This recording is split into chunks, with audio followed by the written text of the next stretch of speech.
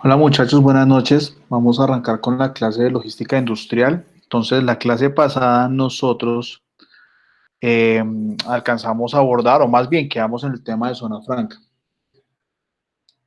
Entonces, hay unas consideraciones que debemos tener en cuenta y más o menos para que nos hagamos ideas del tema de la zona franca o las zonas francas realmente. Entonces, la zona franca es una condición especial de un espacio que se encuentra dentro de un país que no pertenece al país. Un ejemplo podría ser algo como una embajada. ¿Qué sucede? La embajada se encuentra de la ciudad de Bogotá y la embajada americana es suelo americano, a pesar de que se encuentra dentro de Colombia y la regula pues la normatividad o las leyes del suramericano. A la zona franca le pasa algo muy parecido. Es una porción de tierra o una figura que se encuentra dentro del país que tiene unas condiciones especiales. Entonces, dentro de la zona franca, ¿qué sucede? Hay unos beneficios tributarios, arancelarios, eh, hay unas condiciones especiales, por ejemplo, en el tema de transporte, que benefician todo el proceso productivo. Entonces, ¿qué sucede? Eh, por ejemplo, una de las figuras que se usa es, yo tengo un material que yo lo importo, pero no importo al país, yo lo importo es a la zona franca. Entonces, ¿qué sucede? En la zona franca no ha ingresado el material todavía al país. Es como si en este momento todavía estuviera en el exterior. ¿Qué beneficios tengo yo? Por ejemplo, tengo unos beneficios tributarios. Si yo me encuentro en zona franca, creo que el impuesto de renta está en el 35%, en zona franca está en el 20%. Yo puedo tener material y no necesariamente tengo que nacionalizarlo para el consumo del país. Entonces, o no lo tengo que nacionalizar todo el 100%, sino lo puedo hacer parcializado. Entonces, son uno de los beneficios que tenemos ahí. Entonces, continuemos acá, que es lo que dice la teoría. Entonces, las zonas francas son espacios considerados como internacionales y libres de comercio dentro del país, las cuales deben tener una infraestructura integral para todo tipo de usuarios. Ya ahorita vamos a ver los usuarios, ya sean industriales o comerciales. Estos espacios son regulados por entes tributarios, aduaneros y de comercio exterior. Entonces, ¿cuáles son los tipos de zona franca que existen? Entonces, hay una zona franca que es la zona franca permanente, donde están las empresas industriales y comerciales. Y se ubican y son reguladas por un operador. Ya vamos a mirar cuáles son los usuarios operadores. Hay unas zonas francas que son zonas francas especiales. Aquí solamente se encuentran usuarios industriales, que son los que se encargan de realizar la transformación del material. No debe tener un impacto social ni económico en el país. No existen usuarios comerciales, por ejemplo, como Argos. Hay otras zonas francas que son zonas francas transitorias. Ten un segundo que aquí me están escribiendo los compañeros. ¿Qué sucede?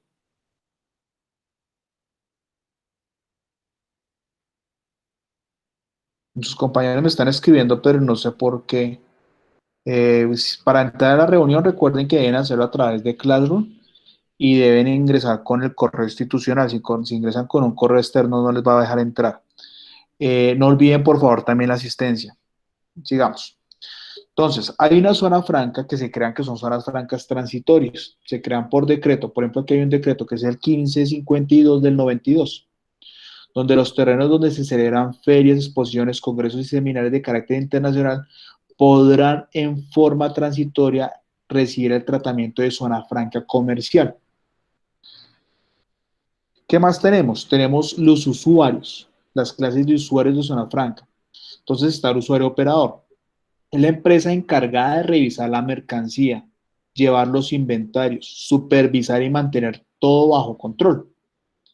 En Colombia actúa de la mano de la DIAN y específicamente en Bogotá, o más que en Bogotá, muchas zonas francas han optado por usar el software Pieces. Ahora, ¿qué sucede? Este usuario operador es el que se encarga de revisar las mercancías y llevar los inventarios. ¿Qué es lo que significa eso? Por ejemplo, ustedes se encuentran en una zona franca. Recuerden que ustedes importan material, exportan material, pero también tienen algo adicional, que es que ustedes pueden vender su producto dentro del país.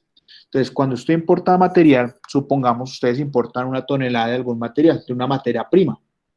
Entonces, como usted la importó, o más bien, como usted la está trayendo a su zona franca desde el exterior, ese material que usted está trayendo no tiene impuestos, tampoco está pagando arancel, tampoco está pagando IVA y se encuentra en su zona franca custodiada o almacenada.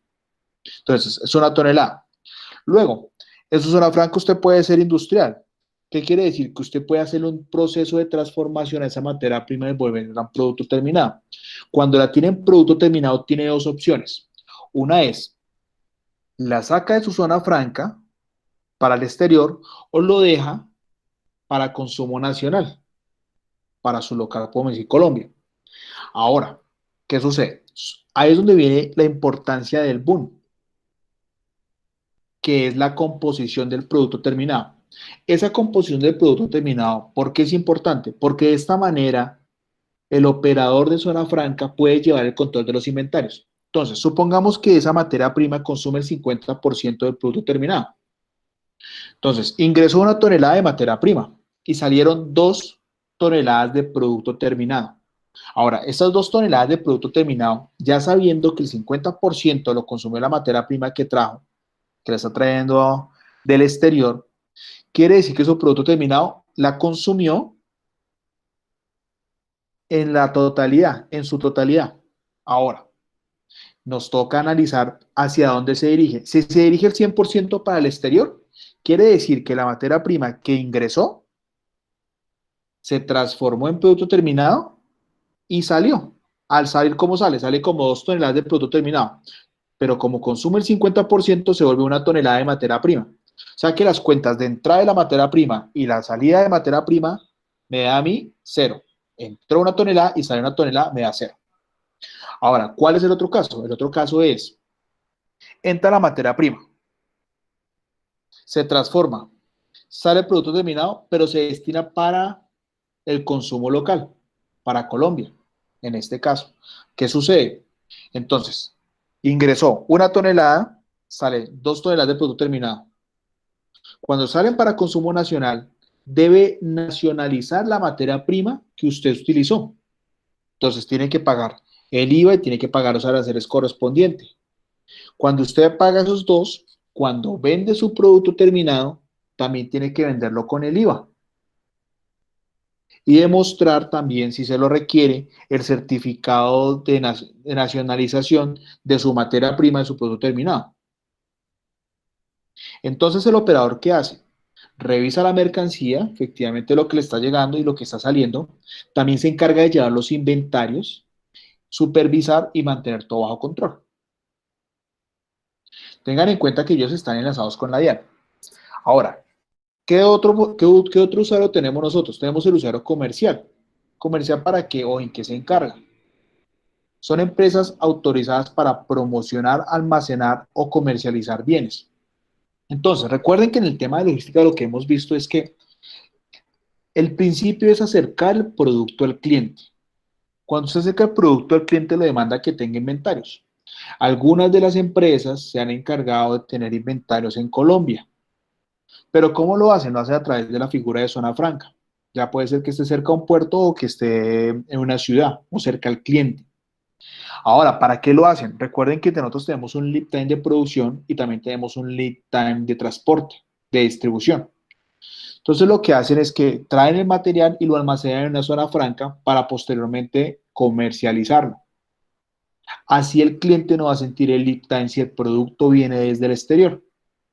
Entonces, la transformación va a ser mucho más, no la va a sentir el cliente y tampoco va a sentir el tema del transporte si el producto viene desde muy lejos, si tiene un lead time de 7, 10 semanas.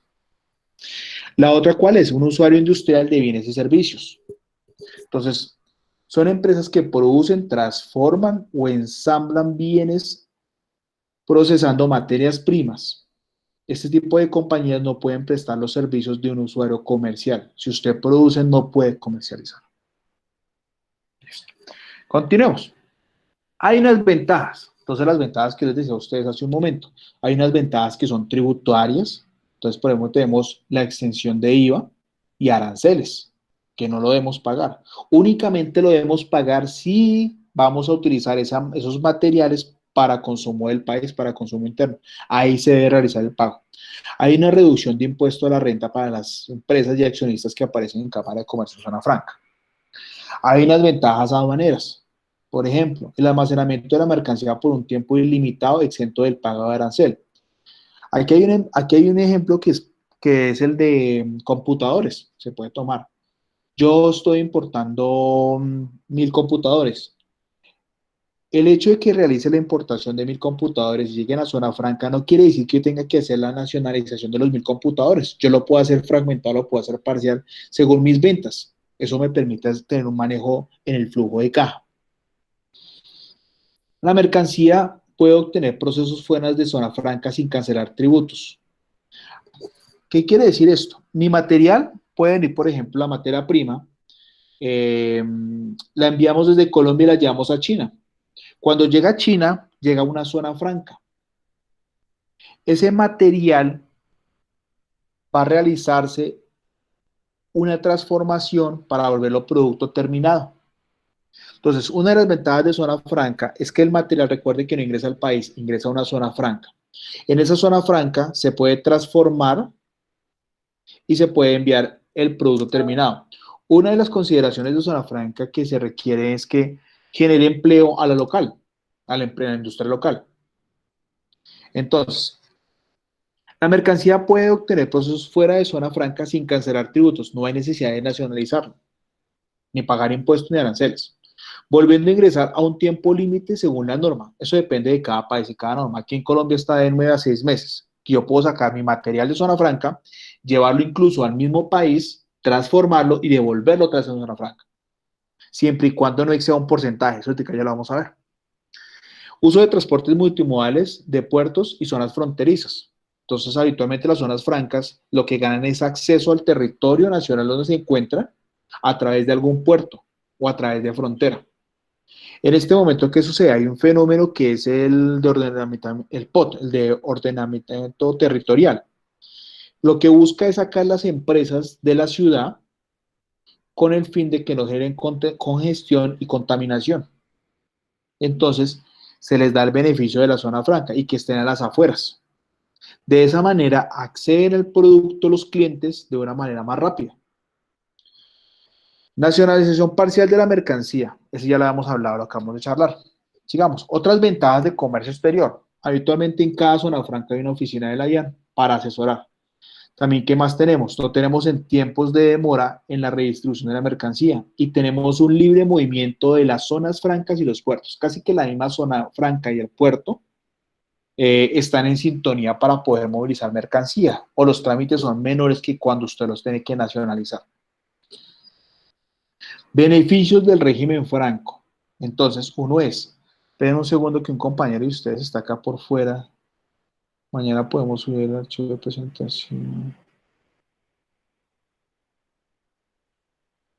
No sé, Andrés Camilo Torres.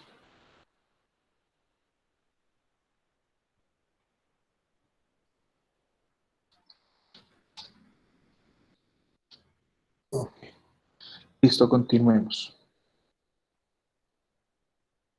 Entonces, tenemos la tarifa de impuesto de renta y complementarios. En zona franca es un 20%. Cuando estamos fuera de zona franca en el país, se encuentra en un 33%. Entonces, hay un beneficio tributario importante. Excepción del impuesto sobre las ventas con derecho de devolución bimestral para las materias primas, partes, insumos y bienes terminados que se vendan desde el territorio de la Unión Nacional, el TAN, a usuarios industriales de bienes y servicios de zona franca, entre estos siempre los mismos que sean necesarios para desarrollar el objeto social de dichos usuarios. ¿Qué más pasa? No se causan intereses, por lo tanto no hay lugar al pago de derechos de impuestos de importación, ni aranceles, ni tampoco el IVA. El ingreso de mercancías desde el exterior a zonas francas. A efecto de los derechos de aduana en la importación de mercancías desde la zona franca, desde el TAN, mantienen de carácter original las mercancías de países con los que Colombia tenga acuerdos comerciales. ¿Qué quiere decir? Yo puedo traer una mercancía que sea de México, la puedo traer a Colombia a una zona franca. El certificado de origen de esa materia, de ese material, sigue siendo de México. Ahora, yo le hago un proceso de transformación a ese material en Colombia, pero en una zona franca. Ese material sigue siendo Made in México, a pesar de que tenga la transformación. Tiene que haber una reglamentación, hay una reglamentación más bien, que me dice hasta qué punto es permitido la transformación sin que pierda el origen. ¿Qué beneficios de origen tenemos nosotros? Por ejemplo, si yo tengo un producto, una materia prima que es de Francia o de Europa o de Estados Unidos, pues el desarrollo y las normas o la calidad de un producto del exterior que es de primer mundo, pues son más altas y eso es un beneficio para mí, poder seguir, darle continuidad a ese certificado de origen. Los usuarios industriales y comerciales podrán mantener sus instalaciones, las mercancías necesarias para el desarrollo de sus actividades de forma indefinida. Usted puede tener todo lo que usted importe, lo puede tener en su zona franca, en su almacén, sin ningún problema el tiempo que usted lo necesite. No hay obligación de que usted tenga que nacionalizar. Eso es una gran ventaja. La posibilidad de realizar pruebas técnicas o parte del proceso industrial de los bienes. Acá hay una cosa que es interesante y es cuando usted tiene material en zona franca para transformar, usted lo puede transformar fuera de su zona franca, en el país, en una compañía nacional. Esto tiene unas restricciones que, aquí aparecen. Tiene una restricción de máximo 6 meses de tener el material por fuera de su zona franca y luego debe retornar. Entonces, eso se hace con fines estratégicos.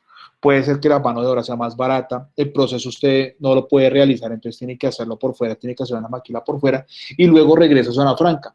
No lo está obligando a que nacionalice el producto. Los usuarios calificados con posterioridad a la fecha de entrada en vigor del decreto 2147 del 2018 menciona que no podrá ser mayor al 40% del costo de producción total. ¿Esto con qué fin? Con el fin de que usted no pierda la originalidad del material. Sigamos. Se considera exportación definitiva de los derechos de beneficios tributarios especiales en la norma aplicable a la introducción de zona franca, materias primas, partes, insumos, bienes terminados nacionales o de libre circulación. De la misma forma, se considera exportación la venta y salida a otros países de bienes de producidos, transformados o almacenados por usuarios industriales y comerciales. Entonces, yo puedo tener en mi zona franca material que lo puedo custodiar o lo puedo almacenar. Recuerden, sin necesidad de pagar aranceles, sin necesidad de pagar IVAs. Si es para consumo del país, me toca nacionalizarlo, pagar aranceles y pagar IVA. Y si es para el exterior, el material lo puedo sacar sin ningún problema. Ahora, hay unas condiciones que genere empleo, eh, que lleve las cuentas claras. Bueno, sigamos. Los usuarios industriales podrán contar con oficinas de órganos del gobierno o administración fuera del área declarada como zona franca. Listo. ¿Dudas, preguntas, inquietudes sobre el tema de zona franca? No, señor. Hay, No, señor. hay un tema importante ahí y el ejercicio de zona franca es bueno conocerlo. Esto es un tema de comercio exterior. Uno debe estar enterado cómo funciona y qué documentos uno maneja en zona franca, cuál es el procedimiento que hay en zona franca, cuáles son los actores que están en zona franca. Y hay un ejercicio interesante que a mí me gustaría que realizaran, no sé si nos alcance a dar el tiempo, y es cada uno de ustedes planteó una bodega y planteó una planta de producción. Ahora, esa planta de producción, algunos la van a mandar a zona franca, otros lo van a dejar nacional, sin zona franca. Un comparativo interesante, que es la ubicación del almacén, es ver los costos tributarios o los beneficios tributarios que trae la zona franca. Ahora bien, hay varias formas. Una es estar en una zona franca, una zona especial, o también como empresa volverse zona franca.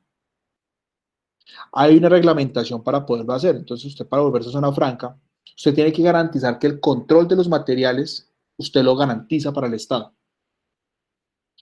O la inversión que usted realiza en maquinaria, no puede ser una maquinaria obsoleta, o si la va a repotencializar, creo que es más o menos de $1 millón, para que usted se pueda volver zona franca, su propia empresa. Ahora, ¿el ejercicio en qué consistía o en qué consiste? En que ustedes analicen cuál es la zona franca y cuáles beneficios le pueden traer a usted en el tema tributario, en el tema de impuestos, en el manejo de inventarios. Entonces, el comparativo es el siguiente: zona franca versus no zona franca, cualquier otra zona del país. ¿Por qué ubican ustedes el almacén ahí? ¿Qué beneficios tributarios tienen? Ahora, tienen que llevarlo a costos para poder decidir qué es mejor, si me quedo en zona franca o me quedo por fuera de zona franca. De todos modos, un 13% de beneficio tributario es bien interesante y el tema de la es bien interesante. Y si usted es exportador, es más interesante aún. Listo. Muchachos, dudas, preguntas, inquietudes sobre el tema de zona franca. Sí, profe, Profe, yo. bueno, Sí. ¿cómo se crea una zona franca? O sea, ¿cómo lo hacen? ¿Cómo determinan si este terreno es habilitado para zona franca? ¿Quién lo hace? ¿De quién es la zona franca? ¿Es del Estado? ¿Tiene alguna parte del Estado o puede ser totalmente privada? El Estado designa las zonas francas para que se conviertan en zonas francas. Entonces siempre lo que hay es un ponente. Entonces el ponente lo que dice es, tengo el siguiente terreno para convertirlo en zona franca. Y él tiene que cumplir con la regulación del Estado y lo convierte en zona franca. Ahora, hay algo evolucionado, que era que les decía hace un momento, usted como empresa se puede convertir en zona franca sin necesidad de pensar en el terreno que le asigna el Estado o un ponente que haya.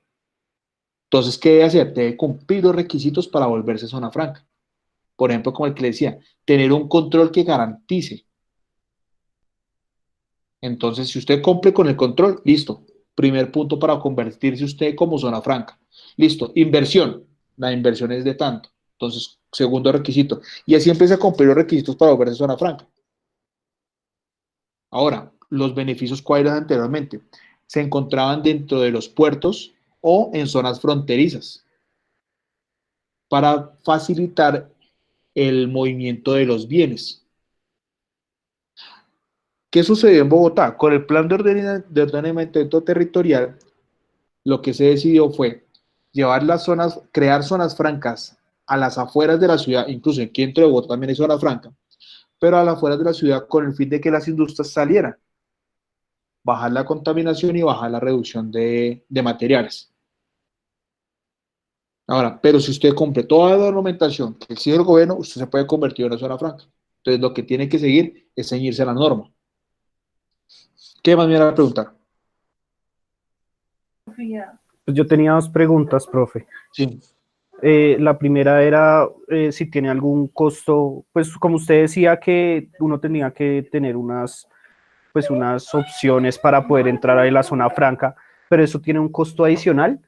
Y la segunda es las zonas francas, por ejemplo, el Parque de Florida, el Parque de Florida y eso demás, ¿son Sí. zonas francas o son parques industriales normales? Se la voy a responder al revés. El de la Florida no lo sé, pero la zona franca tiene que especificarse que es zona franca. Entonces no sé si sean parques industriales. Por ejemplo, yo sé que en las Américas hay zona franca, la de Fontibón es zona franca, pero en la Florida no sé si es una zona franca o es parque industrial, pero tiene que, o sea, es definido. Pero me refiero a que, como usted comentaba, de las zonas francas que están por fuera de la ciudad, de La de pronto, Mosquera, por ejemplo, las de Mosquera que...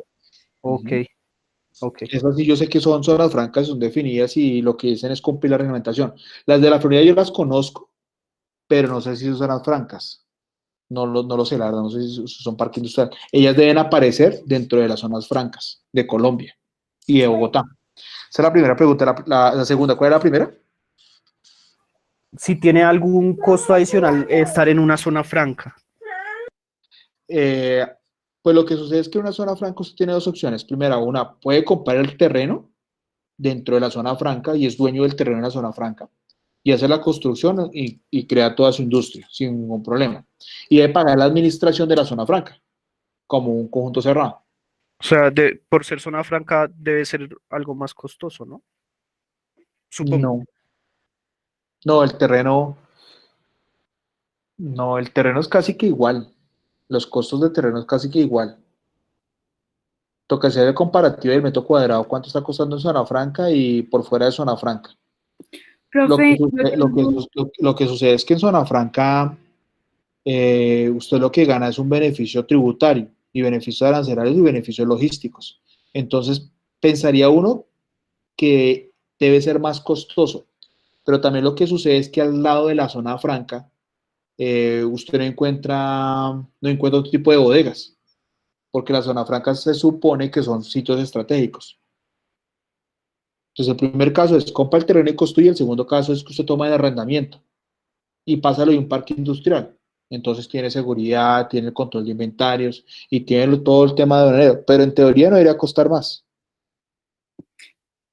profe, yo tengo un ejemplo de zona franca, pero es en Santander. No cuesta lo mismo el terreno. Lo que se incrementa es el valor de la parte administrativa y de los ingresos de los camiones a la zona franca. Sí, ahí es el costo de administración, porque todos tenemos un operador que es el que hace el control de los materiales. Pero no, términos de dinero no deberían costar más. Porque Entonces, en los parques industriales también se paga administración. sí, correcto. En los parques industriales se paga administración. Pero ¿qué sucede en los parques industriales? No hay este operador. El usuario operador no se encuentra, que es el que se encarga de llevar los inventarios de cada material. En cambio, en los parques industriales lo que hay es seguridad. ¿Qué entra y qué sale? En cambio, ellos aquí están obligados a llevar los inventarios de cada empresa. ¿Por qué? Por el tema de la DIAN. Entonces, ¿qué sucede? Usted entra en un material, lo transforma y lo saca en un parque industrial. Cuando usted está en una zona franca, ese material que ingresa tiene que llevarlo controlado, porque puede ser que usted lo destine para consumo nacional. Si lo destina como consumo nacional, usted no estaría pagando ni aranceles ni estaría pagando impuestos. Entonces estaría entrando producto terminado de contrabando. Entonces aquí esta parte sí me genera un costo adicional, que es este usuario operador, que hay una parte administrativa que sufre más con respecto a un parque empresarial, pero sería por ahí el doble, no puede ser más de eso. En cambio, en costos de terreno y todo lo demás deben ser igual. Incluso yo llegaría a pensar que deben ser hasta más baratos. Pero pues, eso es lo que yo pensaría. Pero la realidad dicta otra cosa, que es más costoso zona franca.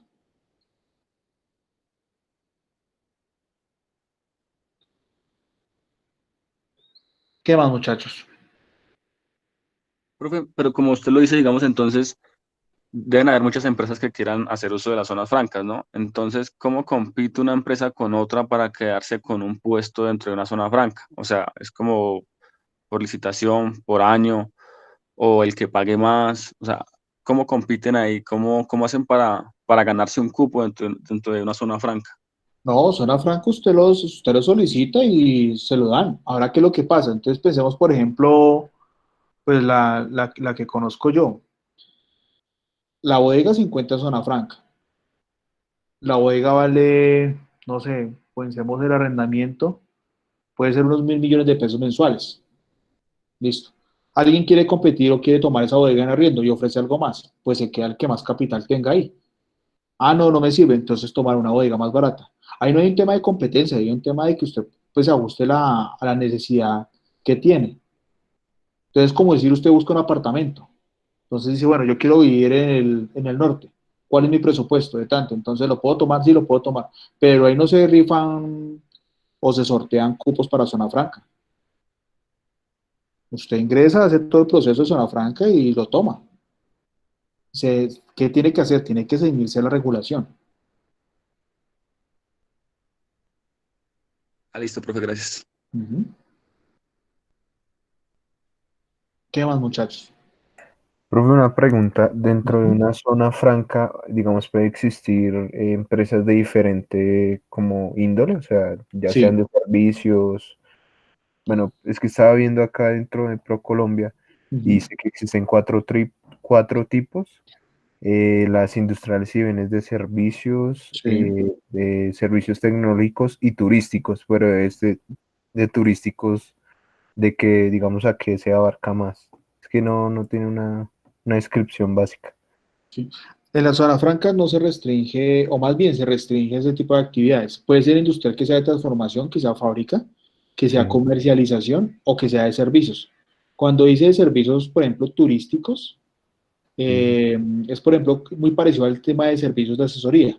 Entonces, es una Ah, empresa que está por fuera del país, pero que presta el servicio de asesoría dentro del país. Entonces, ya, tienen ya. montado todo el esquema. Entonces, por ejemplo, ¿qué pasa? Hay una empresa que se encuentra en zona franca y es un call center. Entonces, la Mm, empresa no tributa en el país, presta un pero servicio es y un ser- contrata mano de obra colombiana. Entonces, mm. está prestando un servicio. Muy seguramente así será la colación del tema de turismo. Listo, profe. Y acá hay otro tema que es que está también, dice como zonas francas transitorias, pero Las entonces traductoras, sí, en esas son como, o sea, se toman espacios que ya están establecidos o se toman. no, no necesariamente. Lo que sucede es, por ejemplo, piensa en un Corferias. Entonces, Ah, Corferias tiene sus diferentes espacios durante el año, la feria del mueble, la feria del vehículo. Entonces, en una de esas se puede, por decreto, lo que se hace es que se forma una zona franca transitoria y todo el producto que ingrese ahí ingresa sin nacionalizar, sin IVA y sin arancel. o sea, Una vez que pasa la feria o una vez que pasa el evento, ya otra vez vuelve a quedar Corferias de la forma normal. listo, o sea, tendría los mismos beneficios, pero por un tiempo determinado y ya. Correcto, entonces venga a ver si aparece acá. Yo vi uno acá que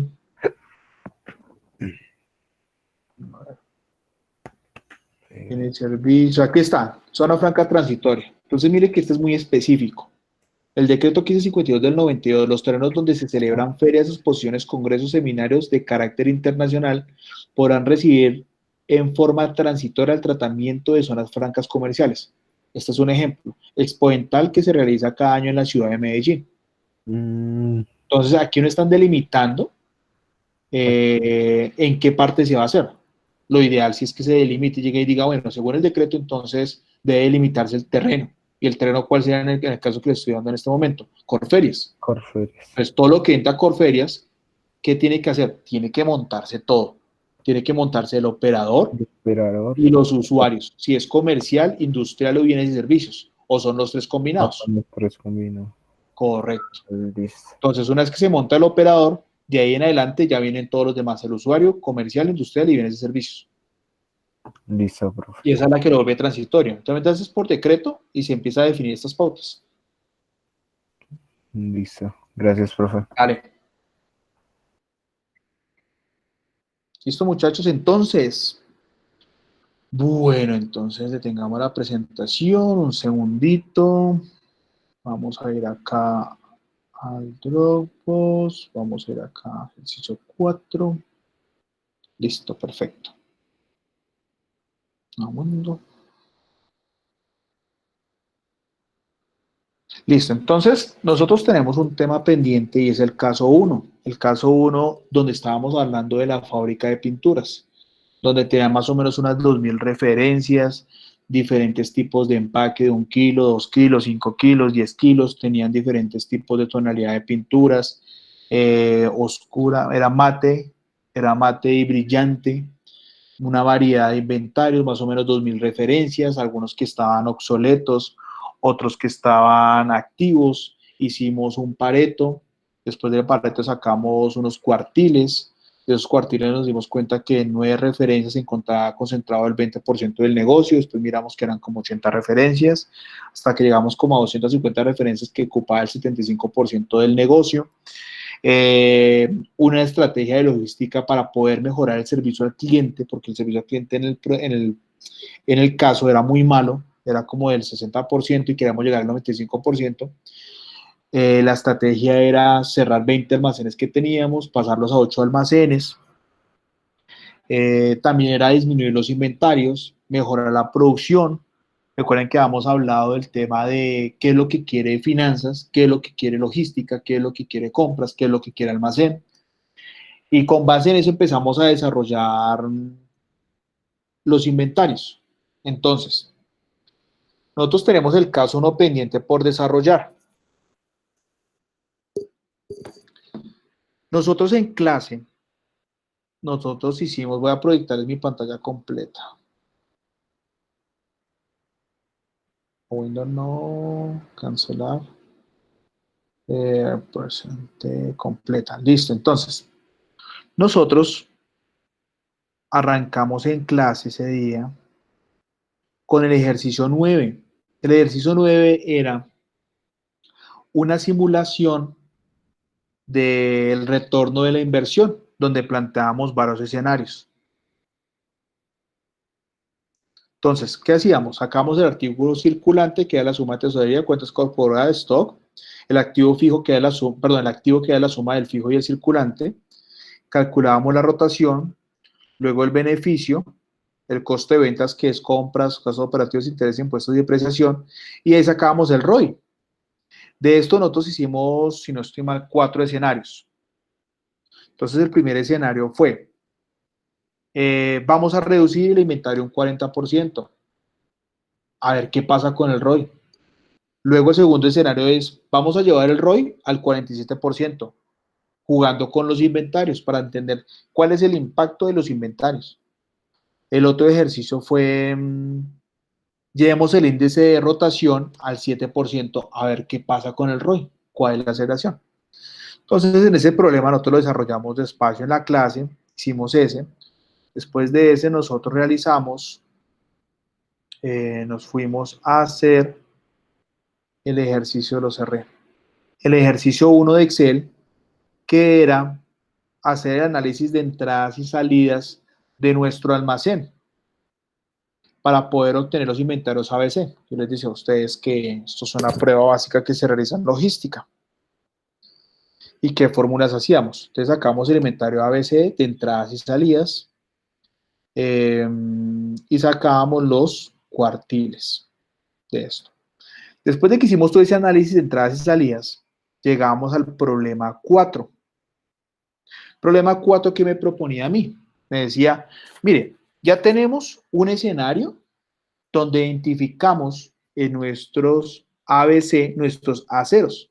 Nuestros aceros nos llegaban a 9 productos. ¿En qué referencias estaban? En la 9231, en la 2326, 9141, 9147, en la casa 6872, alfa 6937, 9241, 2332, 2203. ¿Eso de dónde lo sacamos nosotros? Eso lo sacamos nosotros cuando hicimos el análisis de los cuartiles del inventario ABC, de las entradas y las salidas, para poder calcular la rotación del primero, segundo y tercer ejercicio.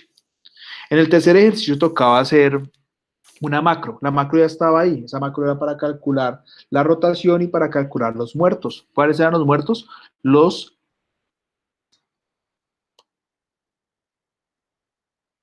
inventarios que eran obsoletos. Entonces, nosotros en la página, es que a mí se me perdió la página. No está por acá. En la página 84 del caso 1 que estábamos nosotros analizando, aparecía la simulación del almacén regulador. Entonces, por favor, miren las copias un segundito ahí y continuamos.